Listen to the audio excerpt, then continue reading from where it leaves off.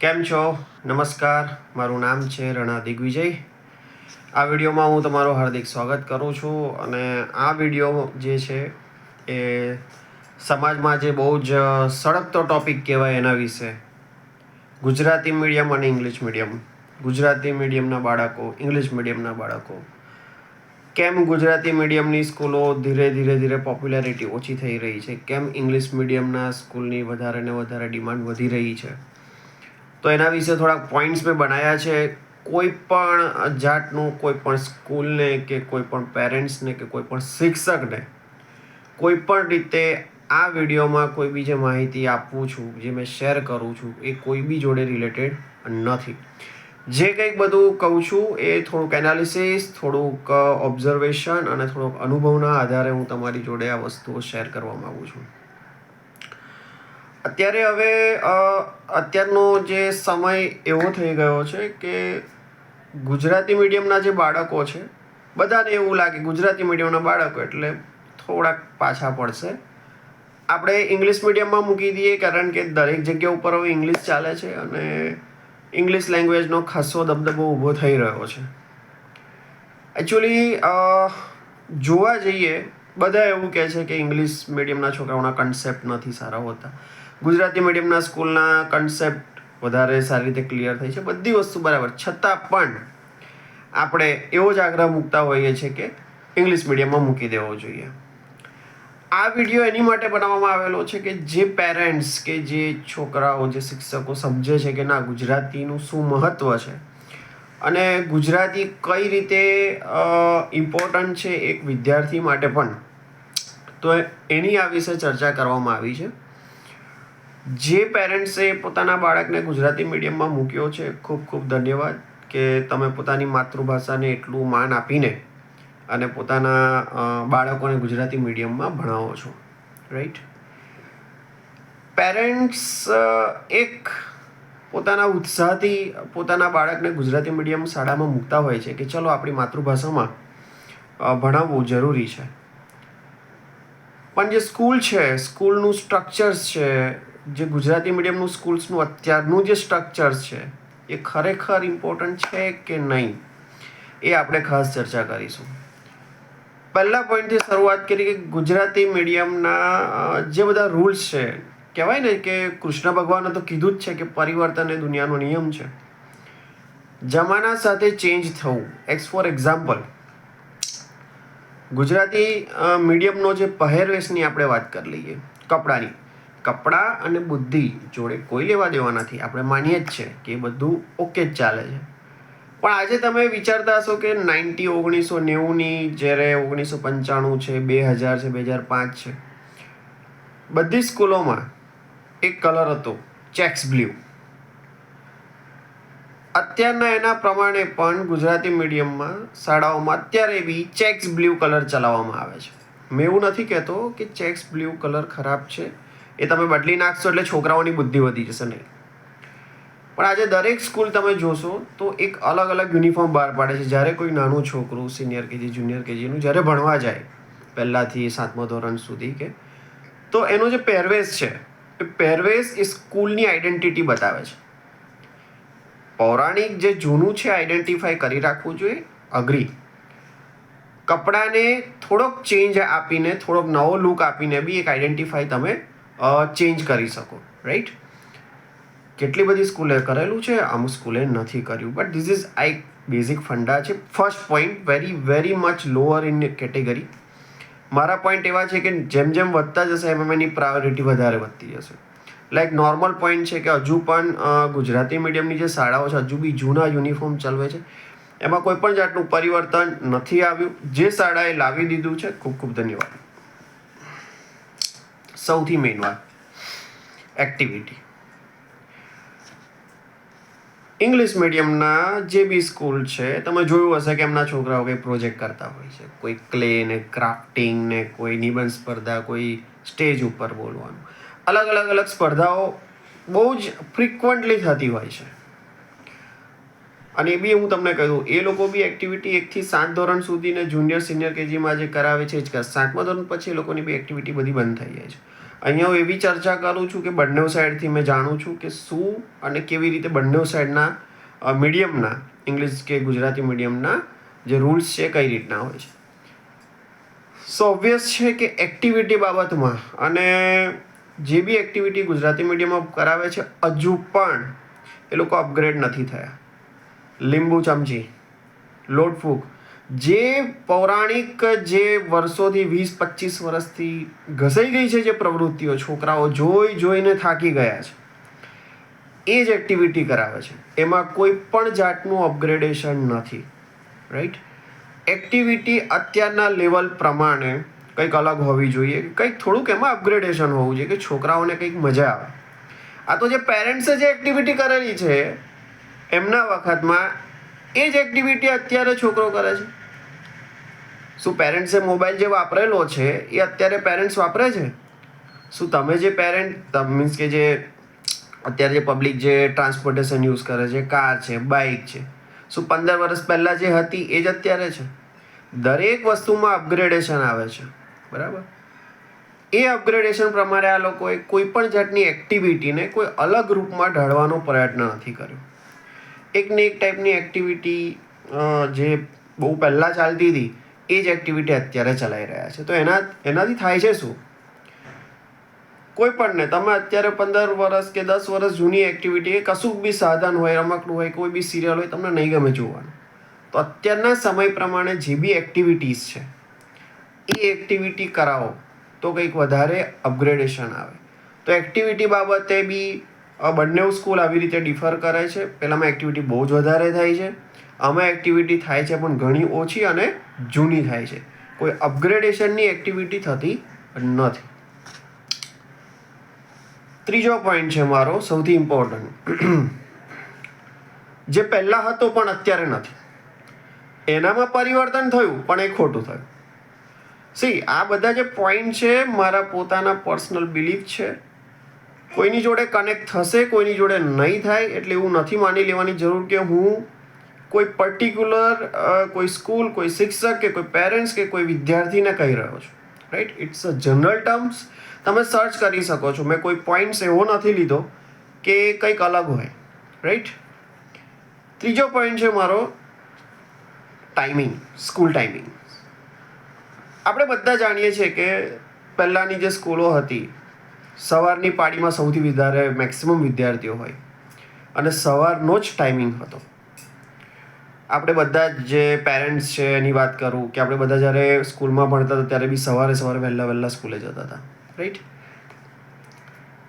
એ સ્કૂલે જે જવાનું એક કારણ હતું.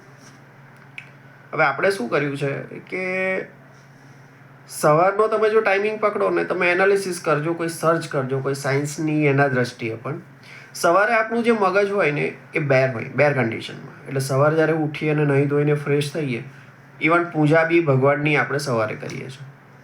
સવારે જે આપણે મગજ હોય છે, જે માઇન્ડ સ્ટેટ હોય છે એ બેર કન્ડિશન હોય છે. આપણું જે અનકોન્શિયસ માઇન્ડ હોય છે એક્ટિવ મોડમાં હોય છે. રાઈટ.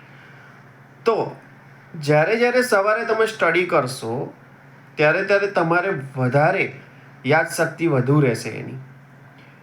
એવું કહી શકાય કે સવારે જે છોકરો બાળક ભણે છે એને ઓછો એફર્ટ આપવો પડે છે, બાળકને અને શિક્ષકને પણ. એ જ વસ્તુ મગજમાં ઉતારવા માટે જે સવારે 7 થી 10નો કે 7 થી 11નો જે ટાઈમિંગ હોય છે એ ટાઈમિંગમાં જો ભણતર ભણાવવામાં આવે તો છોકરાઓને સરસ રીતે સમજ પડે અને શિક્ષકને પણ ઓછો એફર્ટ આપવામાં આપે તો બી એને વાંધો નહીં આવે. અચ્છા, આનો મતલબ એ નથી કે સવારના છોકરાઓ જે ભણે છે એ બધા હોશિયાર થાય છે. પણ હા, એટલું કહી શકાય કે સવારના વિદ્યાર્થીઓ જે સમજો કે સ્ટ્રેન છે 100%માંથી કે 80 થી 85 કે 70%ને બહુ ઝડપથી ખબર પડી જાય છે અને ફટાફટ ગ્રાસ્પિંગ કરે છે. સો સ્ટડી જે મોર્નિંગમાં છે એ બેસ્ટ ટાઈમ છે, early in the morning. Right.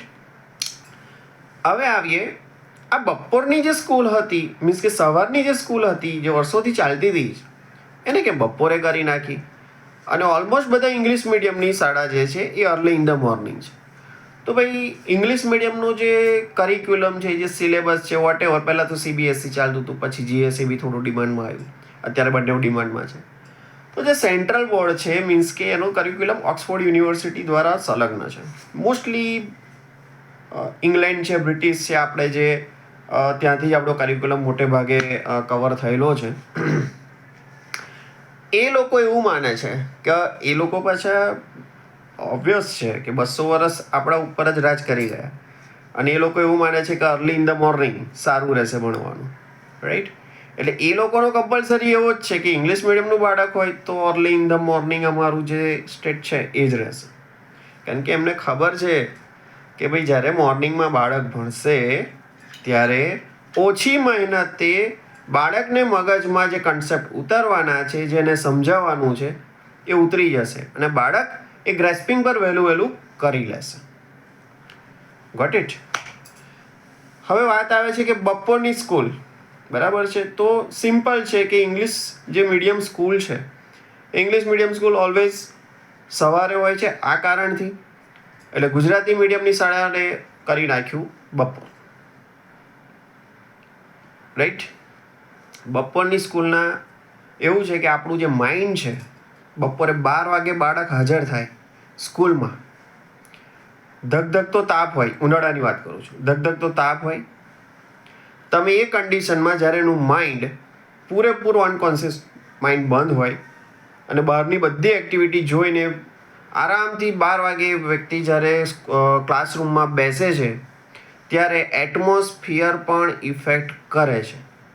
Refrigeration R.K.. બંસલની બુકમાં લખેલું છે અને યુએસએમાં બી સર્ચ થયેલું છે.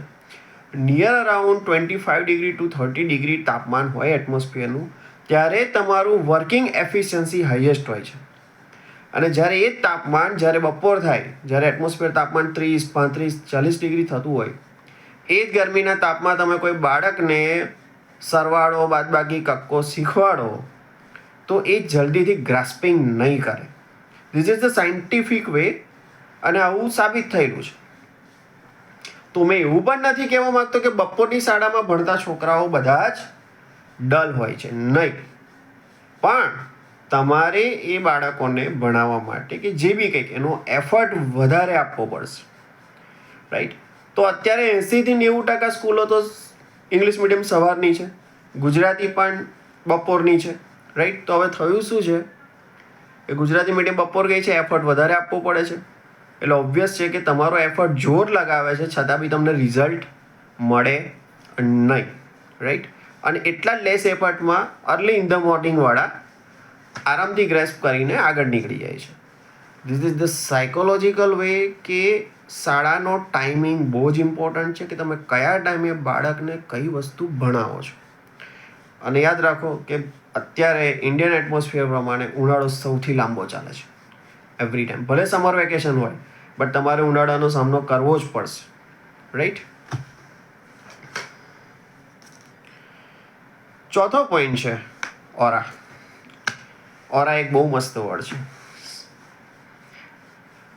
મેં ઘણી બધી જગ્યા ઉપર જોયું છે કે શિક્ષકનો જે ઓરા હોય, ઇવન ગુજરાતી મીડિયમ હોય, ઇંગ્લિશ મીડિયમ હોય, બધા શિક્ષકો બહુ જ સારું ભણાવે છે. કોઈ બી જાતનું કોઈ પણ શિક્ષકને જે સારું ભણાવે છે, કે જે પોતાનું અન્ડરસ્ટેન્ડિંગ સમજે છે કે બાળકને કેવી રીતે ભણાવવું જોઈએ, એ બાબતે જરા બી ટિપ્પણી કોઈની બી કોઈ ઉપર શિક્ષક પર નથી. શિક્ષકનો જ્યારે ઓરા એવો થઈ જાય કે એમનો છોકરો હોય કે એમનો છોકરી હોય, પોતે ઇંગ્લિશ મીડિયમ સ્કૂલમાં ભણતા હોય અને પોતે ભણાવતા હોય ગુજરાતી મીડિયમમાં, અને ગુજરાતી મીડિયમમાં ભણાવવા કેમ થાય કે હા અમને થોડો પગાર મળી જાય છે ને, હું થઈ ગયું, ચાલશે. સિરિયસલી કહું છું, આવા ટીચર્સ જે ઓરા નથી સમજતા, મીન્સ કે તમારી પાસે ટીચિંગ ઓરા નથી, ખાલી જસ્ટ એક સેલરી લેવા આવો છો અને પોતાના બાળકને એ કલ્ચરમાં નથી ઢાળતા પણ બીજાના બાળકોને એ કલ્ચરમાં ઢાળવાનું કહે છે, એબ્સોલ્યુટલી એ સારું ટીચિંગ નહીં આપી શકે. હું આ પ્રૂફ સાથે કહી શકું છું. અને આમાં કોઈ પણ જાતનું એવી વસ્તુ નથી કે કોઈને પર્સનલી કે એવું નથી, બટ ઓબ્વિયસ માનવામાં આવે છે કે જે બાળક, જે પેરેન્ટ કે જે શિક્ષક પોતાના જ બાળકને ઇંગ્લિશ મીડિયમ CBSEમાં ભણાવે છે, whatever it's the reason, મને રીઝન નહીં ખબર, ભણાવે છે, તો એ બીજા બાળકને કઈ રીતે મોટિવેટ કરશે? કેમ કે અત્યારે ગુજરાતી મીડિયમની શાળાને જબરજસ્ત મોટિવેશનની જરૂર છે. તમે કેમ ગુજરાતીમાં ભણાવો છો, તમે ગુજરાતીમાં ભણો છો તો આટલા ફાયદા છે, આ બધું બતાડવાની જરૂર છે. પણ એ એના મનથી નહીં કરી શકે. કેમ? કારણ કે પોતાના બાળકો ઇંગ્લિશ મીડિયમમાં, હા ભાઈ અત્યારે તો લાઈફસ્ટાઈલ પ્રમાણે ચાલે છે, પણ હું તો ગુજરાતી મીડિયમમાં જાઉં છું બિકોઝ હા થોડો પગાર લઈને આવી જવું છે. This is the disaster movement for the education. ખ્યાલ આવે છે શું કહેવા માગું છું મેં? જે શિક્ષકોનો ઓરા નથી ગુજરાતીને અહીં હૃદય ઉપર લઈને ભણાવવાની, જો એ ના થતી હોય તો કોઈ મતલબ નથી તમારા ભણાવવાનો. ઇટ્સ યુઝ વર્થલેસ છે આ બધું, રાઈટ? તો જે શિક્ષકો એવું માને છે કે નહીં ગુજરાતી મીડિયમને આગળ વધારવું છે, ગુજરાતી મીડિયમના બાળકોને આગળ વધારવા છે, તો એમનો જો ટીચિંગનો ઓરા હશે તો જ ગુજરાતી મીડિયમના સ્કૂલના બાળકો આગળ વધશે. અમુક લોકો એવું પણ હોય છે કે નહીં ભાઈ છોકરાઓની જીદ હતી, મેં તો એવું કીધેલું કે ના ભાઈ તું ગુજરાતીમાં ભણ, પણ ભાઈ કંઈ નહીં ચલો છોકરાઓની, તો ઇટ્સ ઓકે, ઠીક છે. બટ જ્યારે તમે કોઈ છોકરાને ભણાવો છો તો એવી રીતે ભણાવો કે ના ગુજરાતી અને ઇંગ્લિશ એક લેંગ્વેજ છે અને ગુજરાતી મીડિયમ તમે ભણો છો એ સારું કે છે, રાઈટ? પણ એવી ગ્રંથિથી ન ભણાવો કે ઇંગ્લિશ મીડિયમના છોકરાઓ હવે આગળ જ છે, આ લોકોને ખાલી ભણાવવા ખાતર નીકળી જઈએ છે. છોકરાઓને એવું નથી. એકચ્યુઅલી જે પેરેન્ટ્સે ગુજરાતીમાં અત્યારની જે પોઝિશન છે, અત્યારનો જે સમય છે એના પ્રમાણે જે પેરેન્ટ્સે મૂકેલા છે ગુજરાતી મીડિયમમાં, એ સેલ્યુટ છે એ લોકોને કે આટલી કોમ્પિટિશનના ટફ ટાઈમમાં પણ એ લોકો એવું વિચાર્યું કે ના પોતાની ગુજરાતી ભાષાને જીવંત રાખીએ, રાઈટ?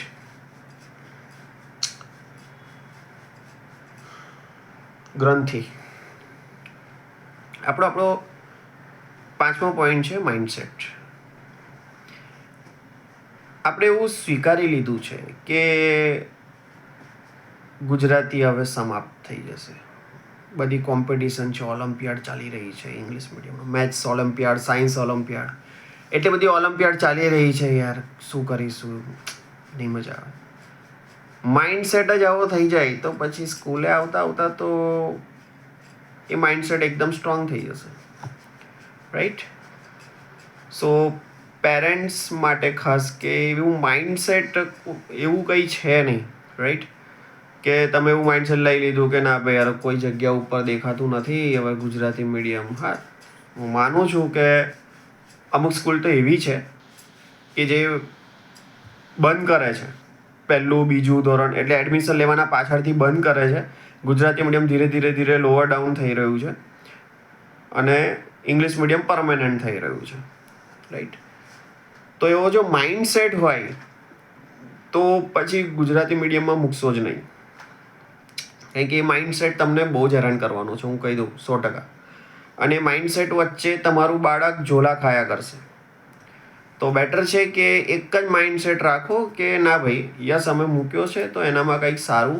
મેં એટલે જ બંને બાજુ બોલું છું, પેરેન્ટ્સને પણ અને સ્કૂલને પણ. એટલે બંને બાજુનું એક ટોગલિંગ થાય ને તો જ ઇફેક્ટિવ ઇન્ફોર્મેશન ટ્રાન્સફર થાય, right? So mindset is very clear રાખજો, ઠીક છે? 6થો પોઈન્ટ, સૌથી મોટી બાબત, ગુજરાતીમાં તો એડમિશન મળી જાય છે.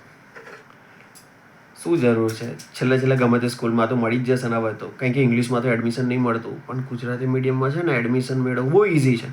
તમે ગમે ત્યારે જશો એડમિશન મળી જશે, રાઈટ? અને આપી બી દે છે, અમુક સ્કૂલો એવી પણ છે કે આપી બી દે છે એડમિશન, ગમે ત્યારે તમે જાઓ કે ખાલી જ છે ભાઈ. એકચ્યુઅલી ડિમાન્ડ ગુજરાતીની લાવવા માટેની અમુક સ્કૂલ એવી છે કે તમારે ત્યાં વેઇટિંગ કરવો પડે છે, રાઈટ? ઇનઓર્બિટ, મેં નામ નહીં લો પણ ઇનઓર્બિટની સામે એક સ્કૂલ છે, તો એ સ્કૂલનું ફી સ્ટ્રક્ચર ઇંગ્લિશ મીડિયમ જેટલું જ છે, કદાચ એનાથી વધારે હશે. પ્યોર ગુજરાતી છે, પ્યોર ગુજરાતી. છતાં બી એનામાં એડમિશન લેવા માટે લાઇનમાં ઊભું રહેવું પડે, ફોર્મ ભરવું પડે, તમારું ઇન્ટરવ્યૂ થાય અને તમને કેટલા દિવસો પછી યાદ કરે ને પછી ફી ભરાવે, રાઈટ?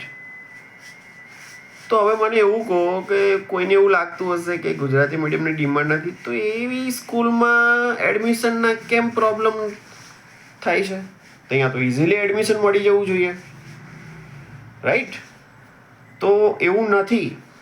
સ્કૂલ્સને ખાસ કહું છું. એવું નથી કે ગુજરાતી મીડિયમની સ્કૂલમાં ડિમાન્ડ નથી, છે. સ્કૂલે જાતે પ્રિપેર થવું પડે કે કઈ રીતે તમારી ડિમાન્ડ બનાવી છે. અને સૌથી મોટો ડિઝાસ્ટર ક્યાં થાય છે ખબર છે? એક જ સ્કૂલમાં 2 મીડિયમ હોવા, ગુજરાતી ઇંગ્લિશ. અરે મેં તો એવું જોયું છે ઓરિએન્ટેશનમાં કોઈ પ્રિન્સિપલ એવું બોલે છે કે જુઓ આ 3જા ધોરણનો વિદ્યાર્થી ગુજરાતી મીડિયમનો વિદ્યાર્થી છે, એ કેવું ઇંગ્લિશમાં ફટાફટ બોલે છે. અરે ભાઈ, તમારી કોમ્પિટિશન ઇંગ્લિશ મીડિયમ જોડે કરી નાખી. આ કઈ રીતે છે? ગુજરાતી અને ઇંગ્લિશનું તમે કોમ્પિટિશન કઈ રીતે કરી શકો? This is just language difference. But તમે કોમ્પિટિશન ગુજરાતી જોડે જ કરો ને. આજે આપણે રફ ગુજરાતી બોલતા થઈ ગયા છે. લોકોને ગુજરાતી લેંગ્વેજ સાંભળવી નથી ગમતી બિકોઝ ઇંગ્લિશ જે બોલીએ છીએ, ઇંગ્લિશ આપણે લેમન લેંગ્વેજમાં નથી બોલતા. જે યુએસએમાં ઇંગ્લિશ બોલાય છે, એ જે યુએસએમાં ઇંગ્લિશ બોલાય છે એ લેમન લેંગ્વેજમાં બોલાય છે. લેમન લેંગ્વેજ એટલે આપણે નહીં, એ અહીંયા આય, તું જા દૂધ લઈ આવી, આ બધી લેમન લેંગ્વેજ થઈ.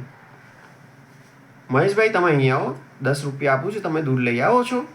આ થઈ ગઈ પ્રોફેશનલ લેંગ્વેજ. અને જે ઇંગ્લિશમાં જે છે, જે આપણે જે CBSE છે, જે બધા બોર્ડ જે કરિક્યુલમ છે, પર્ટિક્યુલર આખો જે લખાયેલો છે એ બ્રિટિશ ઇંગ્લેન્ડ જે યુકેનો છે એ સ્ટ્રક્ચર્સ ફોર્મમાં લખાયેલો છે. એટલે તમને એને સાંભળવાનું ગમશે. કોઈ ઇંગ્લિશમાં બોલશે ને તો તમે એને સાંભળવાનું ગમશે. પણ જ્યારે ઇંગ્લિશમાં લેમન લેંગ્વેજમાં બોલશે ને તમને નહીં ગમે. મેં જર્મનીના લોકો જોડે કામ કરેલું છે અને ઇવન યુકેના લોકો જોડે બી કામ કરેલું છે. એમનું જે બધાનું લેમન છે, યુએસએથી એક જણા આવે ને લેમન લેંગ્વેજમાં વાત કરે, તમને એવું લાગે કે થોડું ઇંગ્લિશ બોલે છે. કોઈ ગ્રામર ના એ ના હોય, કશું જ ના હોય. રાઈટ? તો એવું નથી. આપણે ગુજરાતીની જ કોમ્પિટિશન કરવાનું ભૂલી ગયા. આપણે સીધા કોમ્પિટિશન ક્યાંમાં લાગી ગયા? ગુજરાતીનું ઇંગ્લિશ મીડિયમ જોડે. હા ભાઈ, પેલો ઇંગ્લિશ મીડિયમ છે, શું મારો બાળક એના કરતાં વધારે છે? ભાઈ કશી નથી જરૂર. તમે પોતાનું જ એક પ્લેટફોર્મ એટલું હાઈ કરી નાખો ગુજરાતીનું, તો ઓટોમેટિકલી એડમિશન માટે લોકોને લાઈન લગાડવી પડશે. અને અમુક સ્કૂલો કરી રહી છે, નથી મળતા ગુજરાતી મીડિયમમાં એડમિશન નથી મળતા. અને એ સ્કૂલમાં લેવા માટે તમારે બહુ આગળથી ફોર્મ ભરવું પડે છે. તો એ લોકોએ ક્યારેય એવું નથી સાબિત કર્યું કે અમે ઇંગ્લિશ મીડિયમ કરતાં વધારે આગળ છે. નહીં, કોમ્પિટિશન આપણે વિચારી લીધું, આપણી કોમ્પિટિશન ઇંગ્લિશ મીડિયમ સ્કૂલ જોડે છે. રાઈટ? એટલે તકલીફ શું થાય છે કે એક જ પ્લેટફોર્મ ઉપર જ્યારે બંને લેંગ્વેજમાં ભણાવાતું હોય, ગુજરાતી અને ઇંગ્લિશ, ત્યારે બંને સ્કૂલના જે શિક્ષકો છે, પ્રિન્સિપલ, બંનેની એવી એ તકલીફ થતી. જો ઇંગ્લિશવાળાઓ છે ને, ઇંગ્લિશવાળાઓને જો હવે કોની જોડે કોમ્પિટિશન કરવાની છે? ગુજરાતીવાળા જોડે તો કરવાની નથી. સમજો, ઇંગ્લિશવાળા સ્કૂલ જે છે, ઇંગ્લિશવાળી સ્કૂલ જોડે કોમ્પિટિશન કરે છે, એ ઓકે છે. જ્યારે કે આપણે શું કર્યું? ગુજરાતી મીડિયમના બાળકોની કમ્પેરિઝન ને એનું જે છે એ કરી નાખ્યું ઇંગ્લિશ મીડિયમ જોડે. ઓરિએન્ટેશન પ્રોગ્રામમાં કોઈક એવું બોલે છે કે જુઓ, ગુજરાતી મીડિયમનો છોકરો છે છતાં બી ઇંગ્લિશમાં નામ બોલે છે. શું જરૂર છે ઇંગ્લિશમાં નામ બોલાવવાની? તમે ગુજરાતીમાં સ્પષ્ટ ગુજરાતીમાં બોલાવો, સરસ નિબંધ. રાઈટ? શું કહેવા માંગુ છું? એક્ટિવિટીઝને પ્રમોશન આપો. આ બધી વસ્તુઓ છે. નહીં કે કોમ્પિટિશન એક અલગ લેવલ પર જઈને કરવી. ગુજરાતીની જ કોમ્પિટિશન કરો. ગુજરાતીને લેમન લેંગ્વેજ છોડીને એક સારી લેંગ્વેજમાં તમે જો બોલાવશો તો એને સાંભળવાની મજા આવશે. રાઈટ છે?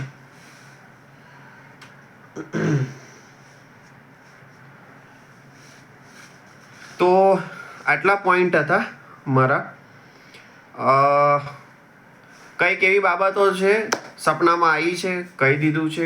કોઈની બી જોડે કોઈ પેરેન્ટ્સ, કોઈ શિક્ષક કે કોઈ સ્કૂલ્સને અંતર્ગત કોઈ બી અંદરથી કે કોઈ પર્સનલી આ વસ્તુ કોઈ બી કહેવામાં આવી નથી. જે સિનારીઓ અત્યારે ચાલી રહ્યો છે, જે ઓરા બધાના ચાલી રહ્યા છે, એની જ વાત કરવામાં આવી છે. નમસ્કાર.